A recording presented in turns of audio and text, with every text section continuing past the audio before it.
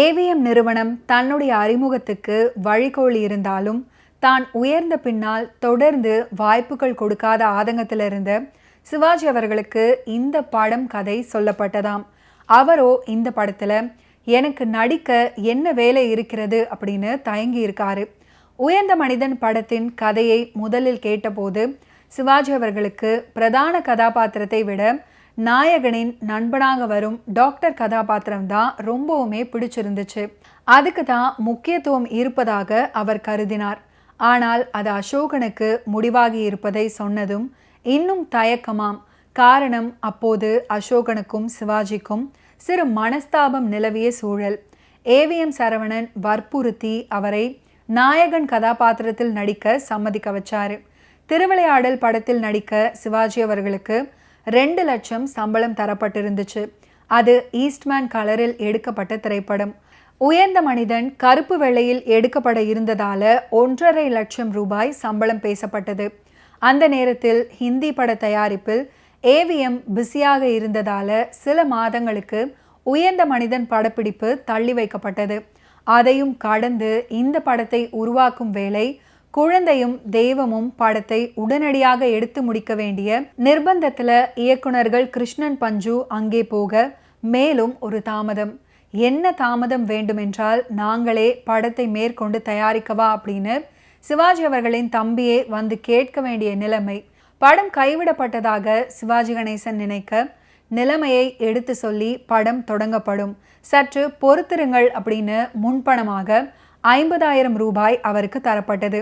சிவகுமாருக்கும் பாரதிக்கும் என் கேள்விக்கு என்ன பதில் அப்படின்ற டூயட் கொடைக்கானலிலும் மை லேடிஸ் கார்டன்லையும் படமாக்குனாங்க. முருகன் சகோதரர்கள் சிவகுமாருக்கு ஒரு பாட்டு இருந்தே ஆக வேண்டும் அப்படின்னு வற்புறுத்தி பேக்ரவுண்ட் மியூசிக்கில் வெஸ்டர்ன் டியூனை மாற்றி கிளாசிக்கில் இசையை பின்னணியாக இணைத்து பாரதியை எங்கும் தொடாமல் படமாக்கி படத்தில் சேர்த்தாங்க. கிளைமேக்ஸில் சிவாஜி அவர்களிடம் பிரம்படி வாங்கிய காட்சி பார்த்து பதறாத தாய்மார்களே இருக்க மாட்டாங்க. படப்பிடிப்புக்கு 3 நாள் முன்னாடியே மேக்கப் ரூமில் 6 பிரம்பு தொங்கியது. எதற்கு அப்படின்னு கேட்டாரு சிவகுமார். சிவாஜி அவர்கள் அடிக்கும் காட்சியில் ஒரு பிரம்பு ஒடிந்து போனால் அடுத்த பிரம்பு தர வேண்டுமே, அதற்கு அப்படின்னு சொல்லியிருக்காங்க. சிவாஜி அப்படி ஆவேசமாக எந்த படத்திலையுமே யாரையுமே அடிச்சிருக்க மாட்டாரு.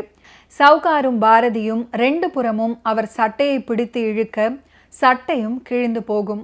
அவர் அடியை மட்டும் நிறுத்தவில்லை, கடைசியாக எட்டி ஒரு உதவிடுவாரு. தெரித்து போய் பக்கத்தில் இருக்கும் சோஃபா மீது தடுமாறி விழுந்தாரு சிவகுமார்.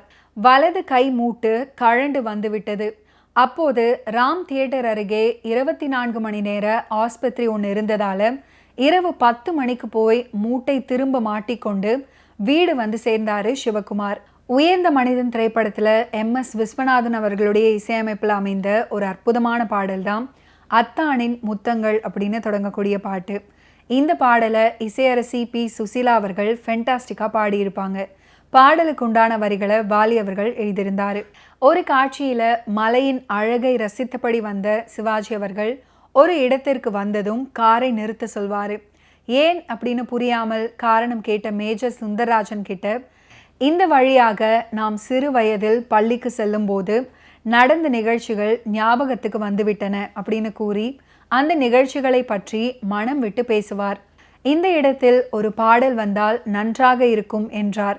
இயக்குனர்களான கிருஷ்ணன் பஞ்சு மற்றவர்களும் அதை ஏற்றுக்கொண்டார்கள். கதையில் பாடல் தேவைப்படும் இடத்தை இசையமைப்பாளர் MS விஸ்வநாதன் கிட்ட சொல்லி சிவாஜி அவர்களுக்கு ஏற்றாற்போல் ஒரு நல்ல மெட்டு அமைத்து கொடுங்கள் அப்படின்னு சொன்னாங்க. என்னங்க இது, நண்பர்கள் பேசிக்கொள்ளும் இடத்தில் பாடலா, புரியவில்லையே. காதலர்கள் சந்திப்புல ஒரு காதல் பாட்டு அப்படின்னா கூட நகைச்சுவை தோன்றும்படியாக ஏதேனும் செய்யலாம், சோக பாட்டு அப்படின்னா என்று சொல்லி தயங்கினாரு. அப்போது சஃபயர் தியேட்டர்ல மை ஃபேர் லேடி அப்படின்ற ஆங்கில படம் ஓடிட்டு இருந்துச்சு. அதில் வரும் காட்சியை MSVயிடம் விவரித்தவுடன் புரிந்து கொண்டவர், வாலியை வர சொல்லுங்கள், பாடலை கம்போஸ் பண்ணி விடுவோம் அப்படின்னு சொன்னார். சிறு வயதில் பள்ளி சென்றதும் விளையாடியதுமான அந்த நாள் ஞாபகங்களை நண்பர்கிட்ட சொல்லி பாடுறாரு சிவாஜி. இடையிடையே அந்த நிகழ்ச்சிகளை வசனமாகவும் பேசுகிறாரு. இப்படி ஒரு பாடல் வேண்டும், இடையில் வரும் வசனங்களையும் நீங்கள் தான் எழுத வேண்டும் அப்படின்னு சொன்னார். இதை கேட்டவுடன் நாங்கள் சொன்ன முதல் வாக்கியத்தையே முதலடியாக வைத்து அந்த நாள் ஞாபகம் நெஞ்சிலே வந்ததே, நண்பனே நண்பனே அப்படின்ற பாடலை சொல்ல ஆரம்பிச்சாரு வாலி. உடனே எம்எஸ்வி அந்த வரிகளை பாடலாக பாடி காண்பிச்சார்.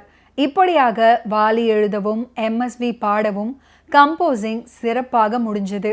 அந்த காலத்தில் இப்போது போல மல்டி ட்ராக் ரெக்கார்டிங் வசதி கிடையாது, சிங்கிள் ட்ராக் தான். அதனால் ஒரே சமயத்தில் பாடலும் அதன் நடுநடுவே வரும் வசனங்களையும் பேசி பதிவு செய்யணும்.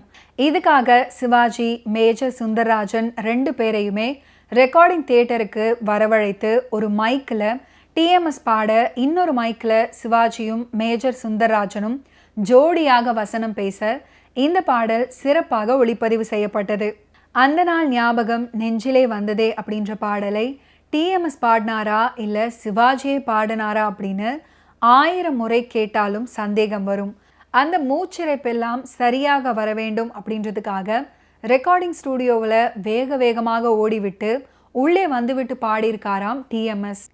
ஓகே வியூவர்ஸ், இன்னைக்கு நிகழ்ச்சியில் நடிகர் திலகம் சிவாஜி கணேசன் அவர்களுடைய ஃபிலிம் கெரியரில் நடந்த பல இன்ட்ரெஸ்டிங்கான விஷயங்களை நீங்கள் பார்த்து தெரிஞ்சிருப்பீங்க. மீண்டும் அடுத்தடுத்த எபிசோட்ஸில் சந்திப்போம். நன்றி, வணக்கம்.